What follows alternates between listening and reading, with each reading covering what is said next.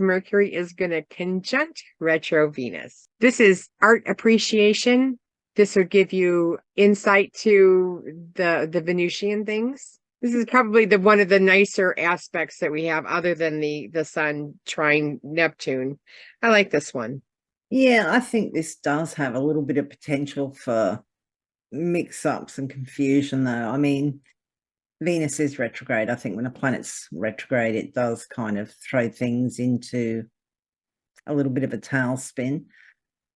I just kind of think, communications, thinking, maybe you've always been able to talk your partner or friends or whoever around to your way of thinking. And with Venus retrograde, they're thinking, well, no, I don't want to go along with that, or no, I don't like that anymore. Or I just think there's not necessarily that it will be all bad or anything. If these were both direct, I'd say, charming talk, flirty talk. But with Venus retrograde, I think we're reevaluating literally how we relate to others, harmony, beauty, art, all those sorts of things. I just think maybe things might not go as smoothly as you think. You might think, I'll just lay on some charm and sweet talk my way in, and it doesn't work. That's a possibility. So,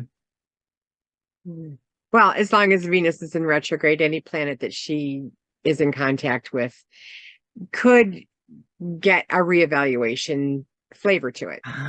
This is what I noticed before too.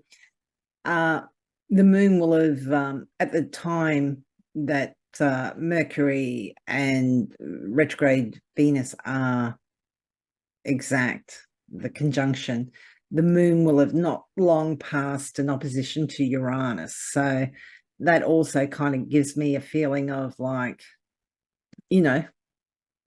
moon's emotions. Uranus is kind of unexpected, shocking.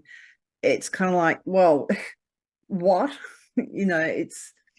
I just think the unexpected. Yeah, I just think relationships, emotions, people aren't going to react the way you expected, and it could even be just you're interested in different, you go to an art show or a concert or something because you think, oh, I love this artist, and you're kind of, oh, no. You might actually be quite revolted by them, it's, which would be shocking. I mean, can you imagine? You think, oh my God, I'm going to go see this artist and it's going to be fantastic. And then not only is it just like not fantastic, it's not even average. It's just kind of like, oh my God, I hate it, and the moon will be in Scorpio at the time, which is where it's in fall. Yeah. So, yeah.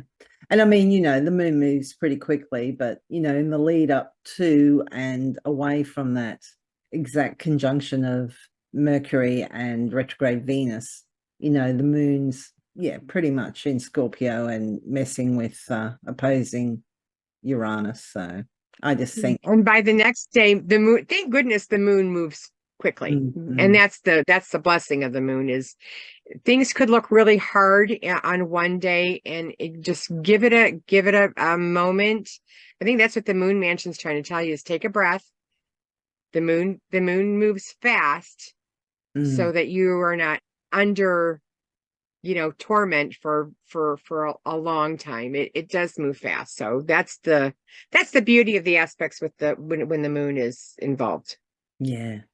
Just sometimes the moon can kind of trigger things. So yeah, because like the moon will move on to square that Mercury retrograde Venus conjunction as well. So I just think emotional responses in general are going to be a little bit erratic.